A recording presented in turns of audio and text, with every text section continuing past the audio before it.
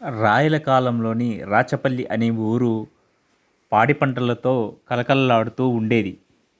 కలిసిమెలిసి జీవించిన గ్రామస్తులు ఆ తర్వాత ఆ వైభవాన్ని కొనసాగించలేకపోయారు. ఎవరికి వారే యమునా తీరే అన్నట్టు వ్యవహరించడం వలన కాలక్రమంలోని గ్రామాలు ఎన్నో సమస్యలు తిష్టవేశాయి. జనాలు రోగాల బారిన పడటం ప్రారంభమైంది. ఆ ఊరిలో నందనుడనే ఒక విద్యావంతుడైన యువకుడు ఊరిని బాగు చేసుకోవాలని తప్పించేవాడు.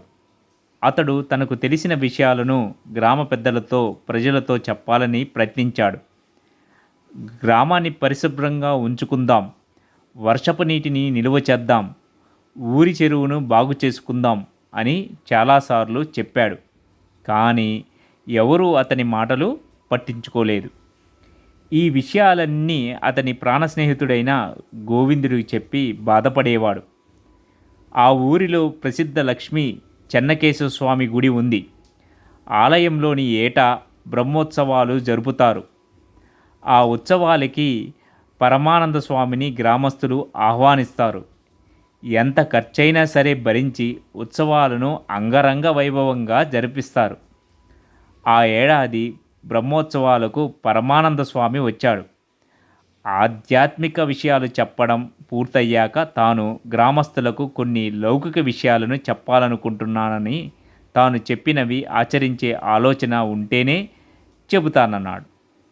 ఆచరిస్తామని ఆ గ్రామస్తులు తల ఊపారు. పరమానంద స్వామి గ్రామంలోని సమస్యలన్నిటినీ ప్రస్తావించాడు. రహదారులు, పరిసరాలు పరిశుభ్రంగా ఉంచుకోవాలనుకు, గ్రామ చెరువులోని పూడిక తీసి బాగా చేసుకోమన్నాడు. బడిని తీర్చిదిద్దుకోమన్నాడు.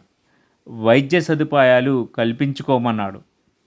అందుకోసం గ్రామంలోని పెద్దలను ఎంపిక చేసి ఆ పనులు శ్రద్ధగా చేయమని చెప్పాడు. వచ్చే బ్రహ్మోత్సవాల సమయానికి ఇవన్నీ జరిగిపోవాలని చెప్పాడు. గ్రామ పెద్దలు, ఊరి జనం సంతోషంగా ఒప్పుకున్నారు. స్వామి వెళ్ళిన తర్వాత గ్రామస్తులు ఆ పనులపైన దృష్టి సారించారు. 6 నెలల కాలంలోనే గ్రామంలోని సమస్యలన్నీ తీరిపోయాయి. తర్వాత ఓ రోజు నందనుడు, గోవిందుడు కలుసుకున్నారు. ఏం నందన, నీ కల నెరవేరిందా? నువ్వు ప్రస్తావించిన సమస్యలన్నీ తీరిపోయాయి కదా? నవ్వుతూ అన్నాడు గోవిందు.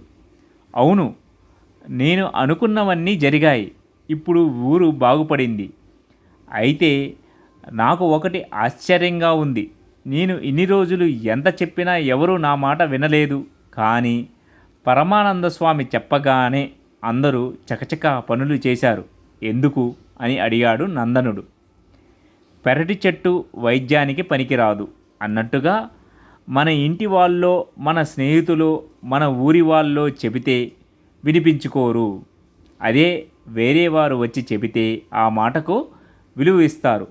నిజానికి ఇప్పుడు గ్రామంలోని జరిగిన అభివృద్ధికి కారణం నువ్వే అన్నాడు గోవిందు. నేనా? అదెలా?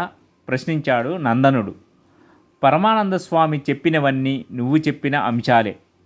నువ్వు రోజు ఇవన్నీ నాతో చెప్పి బాధపడేవాడివి కదా.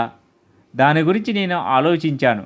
స్వామి మన ఉత్సవాలకు వచ్చే కొన్ని రోజుల ముందు ఆయన ఆశ్రమానికి వెళ్ళి ఈ విషయాలన్నీ చెప్పాను. ఆయన నవ్వుతూ నేను చూసుకుంటాను అని భరోసా ఇచ్చారు. గ్రామస్తులకు ఆయన పైన అపారమైన గౌరవం, భక్తి ఉన్నాయి కాబట్టి శ్రద్ధగా విన్నారు, ఆచరణలో పెట్టారు. శంకులో పోస్తే తీర్థం అన్నట్లు నువ్వు చెప్పిన విషయాలే ఆయన పలికాడు కాబట్టి గొప్ప విషయాలయ్యాయి అంటూ నవ్వాడు గోవిందు.